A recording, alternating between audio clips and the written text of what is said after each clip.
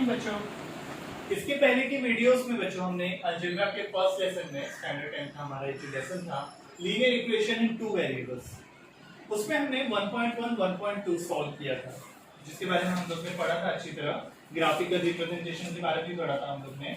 Okay, अभी बच्चों हम आगे का जो हमारा कंसेप्ट है उसका नाम है बच्चों डिटर्मिनेंट्स।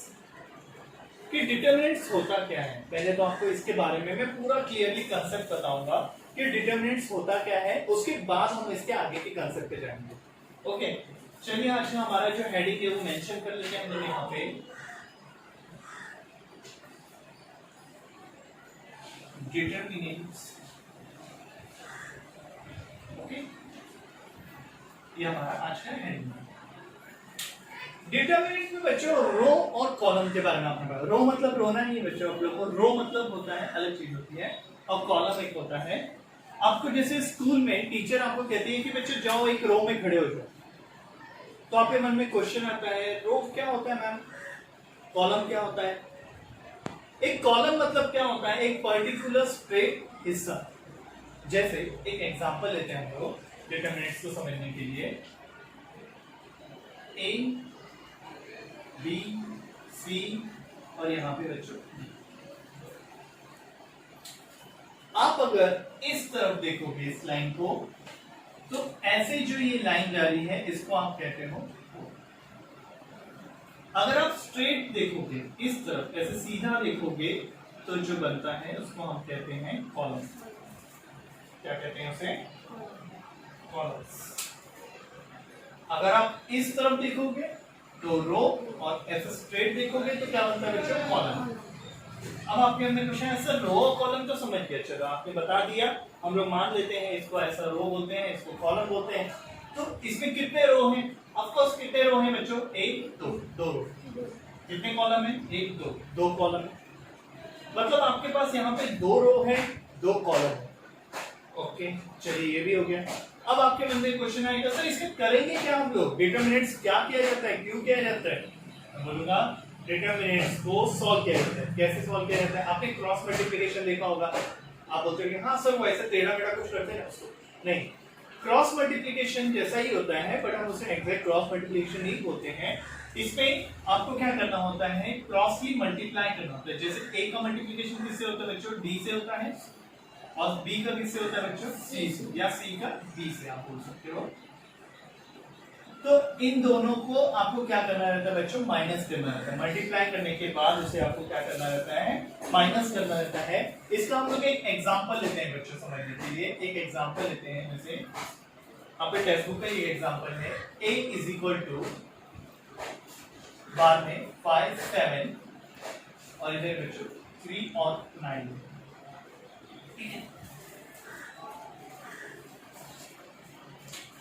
कभी भी याद रखिएगा जब डिटर्मिनेंट्स को आपको नोट डाउन करना होता है बच्चों, नोट डाउन मतलब आपको जब उसे लिखना होता है, आप उसे कौन से लेटर में लिखते हो? कैपिटल लेटर में लिखते हो।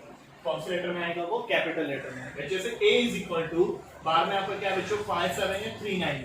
अब कैसे सॉल्व करेंगे? इजीली सॉल्व करेंगे बच्चों। 5 इंटू कितना हो जाएगा? 9। जैसे हम लोग ने अभी थोड़ी देर पहले देखा, जैसे a के जगह पे यहाँ पे क्या है बच्चों? 5 है, b की जगह पे क्या है? 7 है, c की जगह पे क्या है बच्चों? 3 है, और d की जगह पे क्या है बच्चों? 9 है। तो आप क्या करोगे? a इज इक्वल टू, आप क्या लिखोगे? a is equal to bracket में 5 इंटू 9 माइनस 3 इंटू 7। 5 9 से कितना होता है बच्चों? 5 का टेबल आता है ना, ऑफकोर्स आता होगा आप लोग को, ठीक है। 5 9 से कितना होता है बच्चों? 45। 3 7 से कितना होता है बच्चों? 21। अब आपको क्या करना है? 5 में से 1 माइनस करें कितना आएगा बच्चों? 4। 4 में से 2 माइनस करें कितना आ गया बच्चों? 2 आ गया। मतलब आपको डिटर्मिनेंट का जो वैल्यू है बच्चों कितना मिला? 24 मिला। ओके, चलिए एक थोड़ा सा हार्ड एग्जांपल लेते हैं हम लोग जरा आप लोग के हिसाब से, ठीक है। b is equal to 2 under root 3, यहाँ पे 2 है, यहाँ पे 9 है, यहाँ पे कितना है? 3 अंडर रूट 3 है। ओके, सेम करेंगे बच्चों क्रॉस मल्टीप्लिकेशन जैसे। 2 अंडर रूट 3 सब ब्रैकेट लगा देते हैं हम लोग, into 3 under root 3 minus 9 into 2 2 3 सा कितना होता है बच्चों 6। अभी आपको एक बात याद रखनी है कि रूट थ्री है ना। अभी मैं साइड में आपको रफ में इसको सॉल्व करके बताता हूँ। √3 इंटू √3 आप बोलोगे सर क्या होगा, कैसे सॉल्व होगा? बहुत इजी है बच्चों, रूट में है ना दोनों, आप इसको एक रूट में कर दीजिए। 3 3 सा कितना होता है बच्चों, बोलो 9 होता है। और 9 का अंडर रूट क्या होता है बच्चों, 9 का स्क्वायर रूट क्या होता है बच्चों, 2 होता है। 9 स्क्वायर रूट कितना होता है बच्चों, 9 का 3 होता है। जैसे सिंपल सी भाषा में अगर आप इतने डिटेल में लिखने से अच्छा आप डायरेक्टली लिख सकते हो ना कि सर √3 रूट कैंसिल हो जाएगा, 3 वन टाइम आएगा। चलो हाँ बच्चों राइट है। 9 2 सा कितना होता है बच्चों 18। 6 3 सा भी कितना होता है बच्चों 18 होता है। और 18 में से 18 माइनस करोगे तो कितना आएगा 0। अभी 0 आ गया मतलब आप ये नहीं सोचिएगा कि आपका आंसर गलत है बच्चों। डिटरमिनेंट्स में आंसर 0 में आ सकता है, कभी माइनस में आ सकता है, कभी प्लस में आ सकता है, तो उसमें कोई कंफ्यूज होने वाली बात नहीं है। आपका ये जो आंसर है वो राइट है। ओके, आप लोग चलिए इसे नोट डाउन कर लीजिए फटाफट। इसके बाद छोटा रहता है ना बच्चों, इसकी लास्ट वाली वीडियो में हमने देखा था कि डिटरमिनेंट के वैल्यू कैसे फाइंड आउट करते हैं। आज हम उससे एक कदम आगे का जो कंसेप्ट है डिटरमिनेंट मेथड क्रैमर रूल पढ़ने वाले हैं। ठीक है, आपके मन में एक क्वेश्चन आएगा सर ये क्रैमर रूल क्या होता है। सबसे पहली बात तो है कि जो मैथमेटिशियन थे, जो गणितज्ञ थे, उनके नाम पे इस रूल का नाम रखा गया था। उनका नाम था गैब्रिएल क्रैमर। मैथमेटिशियन थे जिन्होंने इस मेथड की खोज की थी। ओके, तो उनका जो मेथड था वो कंसेप्ट था इक्वेशन के ऊपर। आपको इक्वेशन का स्टैंडर्ड फॉर्म याद होगा, मैंने बताया था ax प्लस by, राइट? ऐसा कुछ याद है आप लोगों को? ax plus by is equal to c। हम लोग दूसरा इक्वेशन भी लेते थे ax plus by is equal to c। हम लोग ऐसे दो इक्वेशन लेते थे ना बच्चों, इक्वेशन 1 इक्वेशन 2। अब सबसे पहले हम लोग यहाँ पे नंबर प्लॉट कर देते हैं। बेटा ये इक्वेशन 1 है ना तो ये 1 पुट कर दो। इक्वेशन 2 है, चलो इसको a1 b1 a1 a2 b1 b2 c1 c2। आपने यहाँ पे इक्वेशन में नंबर्स प्लॉट कर दिए। ये a1x plus b1y is equal to c1 और बच्चों a2x plus b2y is equal to c2। Determinants में क्रैमर रूल में आपको 3 पद फाइंड आउट करने रहते हैं बेटा, 3 वैल्यूज। सबसे पहले तो आपको डिटरमिनेंट्स निकालना होता है। डिटरमिनेंट्स को आप किससे d से डिनोट करते हो बच्चों, है ना? डिटरमिनेंट को आप d से डिनोट करते हो। d इज इक्वल टू, जब आपको डिटरमिनेंट्स में d वैल्यू फाइंड आउट करना होगा तो आपका सेम आएगा बेटा a1 a2 b1 b2। अब d के बाद फाइंड आउट करते हो बच्चों dx, डिटरमिनेंट्स ऑफ x। जब भी आप डिटरमिनेंट्स ऑफ x कंसीडर करोगे तो आप x को ड्रॉप कर दोगे बच्चों, ये मान को नहीं देखोगे आप, ये वैल्यूज नहीं लोगे। फिर क्या बचेगा बच्चों c1 c2 और दूसरा क्या रहेगा बच्चों b1 b2। dx के बाद आता है बच्चों dy। आप बोलोगे सर अभी y ले रहे हैं ना हम लोग, तो y को एलिमिनेट कर देते हैं, मतलब y की कोई वैल्यू नहीं लेंगे हम लोग। क्या लेंगे हम लोग a1 a2 c1 c2। Okay, चलिए मैं आपको इसे फटाफट रिवाइज करा देता हूं। जब डिटरमिनेंट्स में d की वैल्यू आप फाइंड आउट करोगे तो a1 a2 b1 b2 simple ऐसे ही लिखोगे। जब dx निकालोगे तो x का वैल्यू एलिमिनेट कर दोगे c1 c2 और b1 b2। और जब dy का निकालोगे तो y का वैल्यू एलिमिनेट कर दोगे a1 a2 और क्या आ जाएगा बच्चों c1 c2। आपको एक बार ये वैल्यूज आपने लिख ली लाइन से, उसके बाद आपको निकालना होता बेटा, आप लोग इक्वेशन में जैसे x और y निकालते थे ना, यहाँ पे भी वैसे करेंगे। x इज इक्वल टू क्या हो जाएगा बच्चों dx अपॉन में d, मतलब डिटरमिनेंट्स ऑफ x अपॉन में determinant y is equal to क्या हो जाएगा बच्चों dy अपॉन d। ओके, आप लोग इसे फटाफट नोट डाउन कर लीजिए फिर मैं आप लोगों को एक एग्जांपल के थ्रू इसे सॉल्व करके बताता हूँ। Okay, no doubt. बच्चों अभी देखिए डिटरमिनेंट्स का जो मेथड है क्रैमर रूल का, मैंने आपको बेसिक तो क्लियर करा दिया। एक एग्जांपल अभी हम लोग सॉल्व करते हैं। जैसे दो इक्वेशन दे देता हूं मैं आपको, 5x + 3y is equal to -11 and second equation है 2x + 4y is equal to -10। Okay, 5x + 3y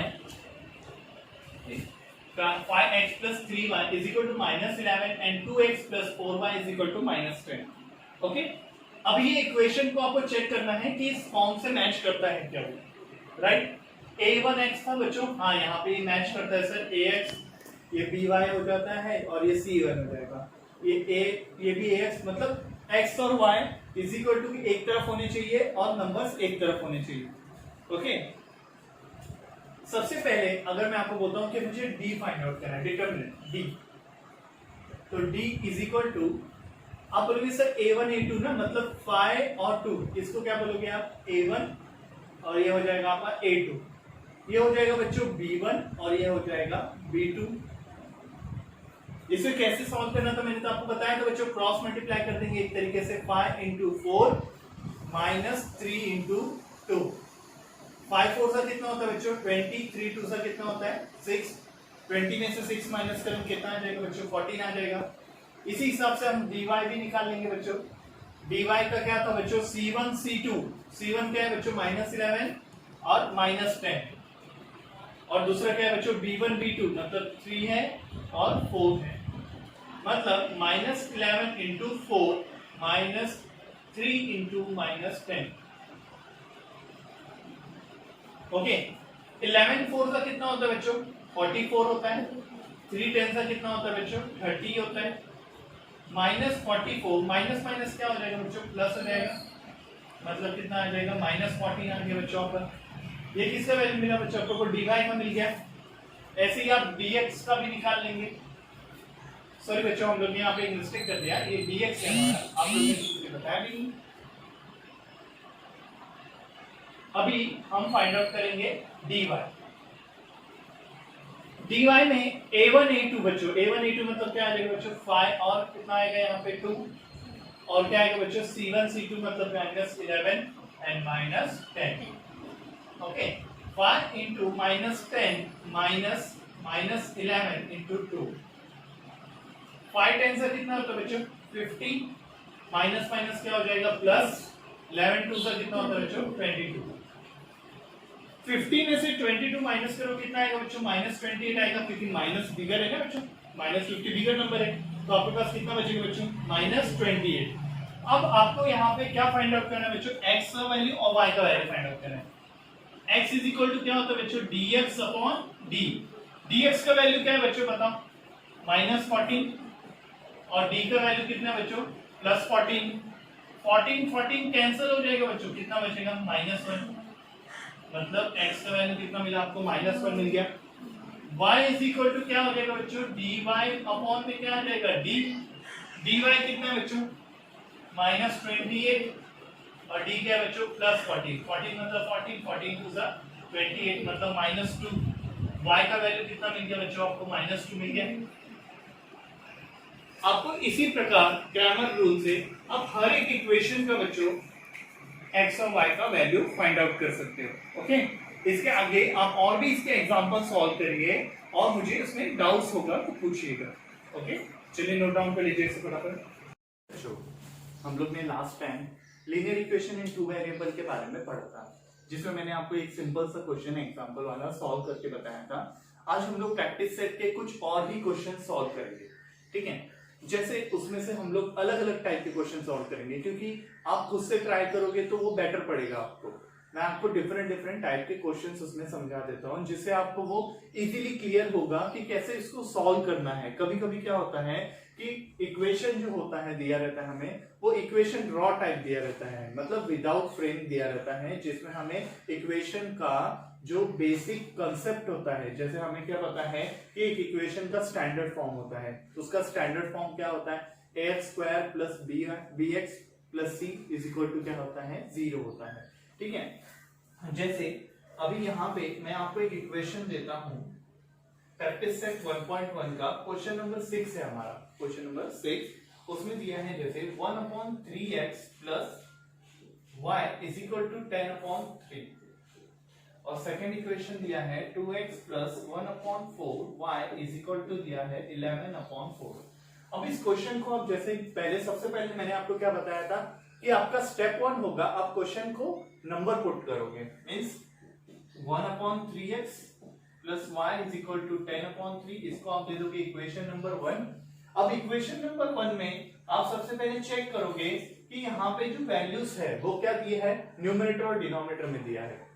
means आपको जो वैल्यू दिया हुआ है, जैसे इधर कितना दिया 1/3x, यहाँ पे दिया 10/3, बट हमें इक्वेशन को किस में कन्वर्ट करना है, उसके स्टैंडर्ड फॉर्म में कन्वर्ट करना है। दैट इज हमारा स्टैंडर्ड फॉर्म क्या होता है, ax plus by plus c is equal to क्या होता है, 0 होता है।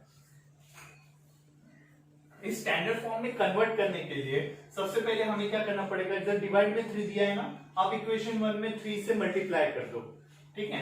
अब यहां पे लिख दो multiplying by 3 in equation 1 on both side.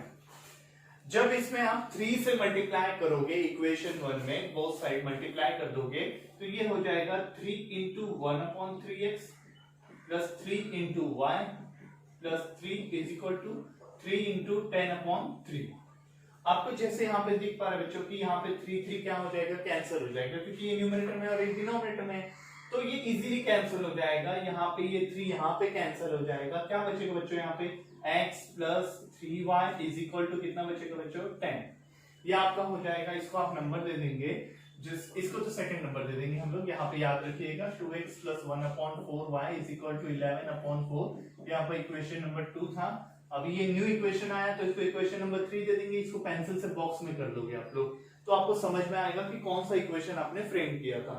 इस वाले इक्वेशन में भी सेम हम लोग ऐसे ही करेंगे जैसे यहाँ पे किया था हमने, यहाँ अपॉन 3 था, सब में 3 से मल्टीप्लाई किया कैंसिल करने के लिए, वैसे यहाँ पे अपॉन में 4 है, तो सब में कितने से मल्टीप्लाई करोगे, 4 से मल्टीप्लाई करोगे। 4 into 2x 4 into 1/4y is equal to 4 into 11/4। 4 2 से कितना होता है बच्चों, 8x प्लस 4 कैंसिल हो जाएगा, यहाँ पे सिर्फ क्या बचेगा y, यहाँ 4 कैंसिल हो जाएगा, यहाँ पे कितना बचेगा, 11 बचेगा। तो ये इक्वेशन 3 था, ये इक्वेशन क्या हो जाएगा बच्चों, 4 हो जाएगा। इसको आप क्या करोगे, बॉक्स में कन्वर्ट कर दोगे। अब आपके पास इक्वेशन 3 भी अवेलेबल है और इक्वेशन 4 भी अवेलेबल है, ओके। अभी इसे सॉल्व करने के लिए सबसे पहले मैंने आपको क्या बताया था कि कोई भी एक वैल्यू सेम होनी चाहिए, अदर वो तो x की सेम हो, अदर या तो वो y की सेम हो, ओके। तो यहाँ पे दोनों में जैसे आप नोटिस कर पा रहे हो, उसमें x की वैल्यू आप सेम कर सकते हो, है ना। यहाँ पे x है और यहाँ पे 8x है, तो आपको इक्वेशन 3 में कितने से मल्टीप्लाई करना पड़ेगा, 8 से मल्टीप्लाई करना पड़ेगा। तो आप कैसे लिखोगे उसे, multiplying by 8 in equation 3 on both side. आप इक्वेशन 3 से दोनों साइड मल्टीप्लाई करोगे, मतलब कितने से मल्टीप्लाई करोगे, 8 से मल्टीप्लाई करोगे, तो ये हो जाएगा 8 into X plus 8 into 3y is equal to 10 into 8। 8 into X क्या हो जाएगा बच्चों, 8x हो जाएगा। 8 3 का कितना होता है, 24। 8 10 का कितना होता है बच्चों, 80 होता है। अब आपको जो इक्वेशन मिला है, ये आपने न्यू टाइप का एक इक्वेशन बनाया, मतलब आपने इसको सिमिलर करने के लिए इसको चेंज किया। अभी 4 के बाद इसे आप कितना नंबर दे दोगे, 5th नंबर का इक्वेशन दे दोगे। अब आपके पास इक्वेशन तैयार है दोनों, यहाँ पे 8x मिल गया आपको, यहाँ पे भी 8x मिल गया। आप अभी इसे कैंसिल कर सकते हो। कैंसिल करने के लिए आप क्या करोगे, अभी देखिए इक्वेशन 5 बड़ा दिख रहा है आपको बच्चों, पहले इसको लिख लेते हैं हम लोग। क्या है वो, 8x plus 24y sir is equal to 80। ये है आपका इक्वेशन नंबर 5। और इक्वेशन नंबर 4 दिख रहा है हमारा, 8x plus y is equal to 11। ये था हमारा इक्वेशन नंबर 4। अब इसे सॉल्व करने के लिए आप जैसे नोटिस कर पा रहे हो कि बेटा यहाँ पे भी प्लस है, यहाँ पे भी प्लस है, तो आपको क्या करना पड़ेगा, इक्वेशन को माइनस करना पड़ेगा, क्योंकि प्लस माइनस क्या होता है, कैंसिल होता है। तो आप यहाँ पे माइनस लोगे, minus plus minus, minus plus minus, minus plus minus, ये कैंसिल हो जाएगा बच्चों। अभी ये क्या हो गया बच्चों, कैंसिल हो गया। मतलब 24 में से 1 माइनस करेंगे कितना आ जाएगा, 23 आ जाएगा बच्चों। 80 में से 11 माइनस करोगे कितना आ जाएगा, 69 आ जाएगा। Okay, y is equal to क्या हो जाएगा बच्चों, 69 अपॉन 23, 23 वन जा 23, 23 3 जा कितना हो जाएगा बच्चों 69। y इज इक्वल टू कितना मिल गया बच्चों आपको, 3 मिल गया। अब इस y की वैल्यू को आप क्या करोगे, सब्स्टिट्यूट करोगे। कोई भी इक्वेशन में सब्स्टिट्यूट कर सकते हो आप, आपकी इच्छा। जैसे इक्वेशन 3 में हमने सब्स्टिट्यूट किया, यहां पे हम लोग लिख देंगे substituting y is equal to 3 in equation 3। Equation 3 आपको बच्चों दिख रहा है, यहाँ पे क्या है, x plus 3y is equal to कितना है बच्चों, 10। x plus 3y is equal to 10। y की वैल्यू कितनी है बच्चों, 3 है। 3 3 से कितना होता है बच्चों, 9 होता है, right. x is equal to क्या हो जाएगा बच्चों, 10 माइनस 9। मतलब आपका सिंपल ही इसमें आंसर कितना आ जाएगा, x इज इक्वल टू कितना मिलेगा बच्चों आपको, 1 मिलेगा। अब आप लास्ट में फाइनल आंसर लिखते वक्त ध्यान दोगे कि इसको फाइनल आंसर आप इस प्रकार लिखोगे, x का वैल्यू 1 और y का वैल्यू कितना मिला बच्चों आपको, 3 मिला। नोट डाउन कर लीजिए आप लोग। सेकेंड टाइप का क्वेश्चन है, इसके पहले हमने एक प्रकार का क्वेश्चन सॉल्व किया, अभी हम लोग सेकेंड टाइप का एक क्वेश्चन सॉल्व कर रहे हैं, जिसमें इक्वेशन 1 का x का जो वैल्यू रहेगा वो इक्वेशन 2 के y के वैल्यू से सेम होता है, और इक्वेशन 1 के जो y का वैल्यू है वो इक्वेशन x के वैल्यू से सेम होता है। मतलब यहाँ पे वैल्यूज इस प्रकार से सेम होती है कि मतलब यहाँ पे 99 है तो यहाँ पे 99 आएगा, यहाँ पे 101 है तो यहाँ पे 101 आएगा, ठीक है। ऐसे इक्वेशन को सॉल्व करने के लिए आपको हमेशा याद रखना है कि इस प्रकार के इक्वेशन को आप एक बार क्या करोगे, ऐड करोगे, और एक बार क्या करोगे, सब्सट्रैक्ट करोगे। ओके, सबसे पहले हम लोग ऐड करते हैं, यहाँ पे लिखेंगे हम लोग adding equation 1 and equation 2। Equation 1 क्या है बच्चों, 99x plus 101y is equal to 499, that is equation 1। और इक्वेशन 2 क्या है हमारा, 101x plus 99y is equal to 501, that is equation 2। अब दोनों को क्या करना है, इसको ऐड करना है। 99 प्लस 101 करोगे तो कितना होता है बच्चों, 200x। 99 प्लस 101 कितना हो जाएगा हमारा, 200y। 499 प्लस 501 करोगे तो कितना आता है बच्चों, 1000 आता है। आप तो सिंपल सा यहाँ पे नोटिस कर पा रहे हो कि यहाँ पे 200, यहाँ पे 200, यहाँ पे 1000 है बच्चों। दोनों में 200 कॉमन है ना, चलो इसको कॉमन ले लेते हैं। यहाँ पे क्या बचेगा अंदर, x plus Y is equal to कितना है बच्चों, 1000 है। आपको ये 200 यहाँ पे मल्टीप्लाई में बच्चों इस साइड आएगा तो क्या हो जाएगा, डिवाइड में आ जाएगा। x plus Y is equal to क्या हो जाएगा, 1000 डिवाइडेड बाय कितना हो जाएगा बेटा, 200। 0 0 आप कट कर दोगे, 2 1 सा 2, 2 5 सा 10, that is x plus y is equal to कितना है बच्चों, 5 है। आप इसको नंबर दे दो equation 3।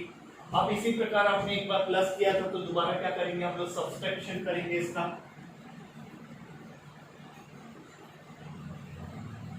Subtracting equation 1 from equation 2। Equation 2 को हम पहले ऊपर लिख लेंगे, 101x plus 99y is equal to 501, that is equation 2। और इक्वेशन 1 क्या था बच्चों आपका, 99x plus 101y is equal to 499, that is equation 1। अब आपको सब्सट्रैक्टिंग का मतलब तो पता ही बच्चों, यहाँ पे माइनस आएगा, माइनस प्लस माइनस, दूसरे इक्वेशन के सारे सिंबल बदल दोगे आप, minus plus minus, minus plus minus. 101 में से 99 माइनस करोगे तो कितना आता है बच्चों, 2x आता है। और 99y में से 101y माइनस करोगे, क्योंकि माइनस नया सिंबल है उसका, तो कितना आएगा बच्चों, -2y इज इक्वल टू यहाँ पे कितना आ जाएगा बच्चों, 2 आएगा। अब आपको दिख रहा है बच्चों दोनों में 2 कॉमन है, आप कॉमन ले लो इसको, x minus y is equal to कितना आ जाएगा बच्चों, 2 आएगा। x minus y is equal to 2 upon 2, 2 1 2, 2 1 2, that is x minus y is equal to कितना है बच्चों, 1 आया। ये हो जाएगा आपका इक्वेशन नंबर 4। अब हम जिस प्रकार यहाँ पे देख पा रहे हैं कि यहाँ पे x plus Y is equal to 5 आया बच्चों, और यहाँ पे आया x minus Y is equal to 1। अब ये दोनों इक्वेशन को आप अच्छे से नोटिस करिए, x का वैल्यू भी सेम है, y का वैल्यू भी सेम है, बट यहाँ पे फायदा क्या है, y का वैल्यू प्लस में है और यहाँ पे y का वैल्यू क्या है बच्चों, माइनस में है। तो आप दोनों इक्वेशन को क्या कर दोगे, ऐड कर दोगे। क्या लिखोगे आप, एडिंग इक्वेशन 3 एंड इक्वेशन 4। अब जब दोनों इक्वेशन को ऐड करोगे तो उसको इस प्रकार ऐड करोगे, x plus Y is equal to आ जाएगा बच्चों 5, और दूसरा इक्वेशन आएगा x minus Y is equal to 1 आएगा बच्चों। आपको पता है बच्चों ऐड करेंगे तो प्लस माइनस क्या होता है, कैंसिल हो जाता है sir, plus y minus y cancel, x plus x कितना हो जाएगा बच्चों 2x, 5 प्लस 1 कितना होता है बच्चों 6। आपको x की वैल्यू चाहिए बच्चों 6 अपॉन कितना आ जाएगा 2, 2 अंदर 2, 2 3 इज 6, एक x की वैल्यू कितनी मिल गई आपको 3 मिल गई। अब आप इस x की वैल्यू को कोई भी इक्वेशन में पुट कर दीजिए, 3 और 4 में से कोई भी इक्वेशन में पुट कर दीजिए। हम इक्वेशन 3 में पुट करते हैं, लिखने का बच्चों यहाँ पे substituting x is equal to 3 in equation 3। Okay, equation 3 लिख लेते हैं हम पहले। क्या है, x plus y is equal to 5 है हमारा इक्वेशन 3। x की जगह पे आपको कितना पुट करना है, 3 पुट करना है। y is equal to कितना बच्चों 5 है, y is equal to 5 minus 3, 5 में से 3 गया तो कितना बचेगा बच्चों 2 बचेगा। मतलब आपका x का वैल्यू कितना हो गया बच्चों 3 हो गया, और y का वैल्यू कितना मिल गया हमें 2 मिल गया। एक बहुत ही इजी टाइप का क्वेश्चन है, एग्जाम में ये आपको 3 से 4 मार्क्स के लिए पूछा जा सकता है, तो इसको बार-बार आपको रिवाइज करना है। एटलीस्ट आप इसको 5 टाइम्स सॉल्व करिएगा, आपके ब्रेन में ये पूरी तरह कोडेड हो जाएगा। आप फाइनल आंसर लिखना नहीं भूलिएगा, x y, x का वैल्यू कितना था बच्चों 3 और y का वैल्यू कितना था बच्चों 2। ओके, और कोई भी इसके लिए डाउट हो तो इसके हर टाइप के क्वेश्चन सॉल्व करिए, मुझसे पूछिएगा कमेंट में, मैं आपको इसका प्रॉपर आंसर पूरा वीडियो के साथ मेंशन कर दूंगा। ओके बच्चों, चलिए नोट डाउन कर लीजिए इसको।